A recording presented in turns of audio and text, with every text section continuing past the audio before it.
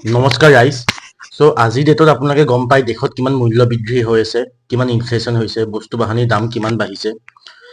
এনেকুৱা সময়তে মোৰ ওচৰত এটা পুৰণা আমাৰ প্ৰাইম মিনিষ্টাৰৰ ক্লিপ এটা আহি পৰিলে। আহক আমি ভিডিঅ'টো চাওঁ আৰু চোৱাৰ পিছত আপোনালোকে কমেণ্ট কৰি জনাব আপোনালোকে এই ভিডিঅ'টোৰ বিষয়ে কি ভাবে। मैं जरा कांग्रेस के साथियों से कहना चाहता हूं, एक काम करिए, लाल किले पर से 15 अगस्त को पंडित नेहरू जी ने जो भाषण दिए हैं, जरा भाषण सुनिए। आप सुनकर के हैरान हो जाओगे। लाल किले से 15 अगस्त को एक बार कह रहे हैं पंडित जी कि उत्तर कोरिया और दक्षिण कोरिया में लड़ाई चल रही है, इसलिए भारत में महंगाई बढ़ रही है। अब उत्तर कोरिया दक्षिण कोरिया कहां है और यहां पर महंगाई बढ़ने की बात नेहरू जी कह रहे थे।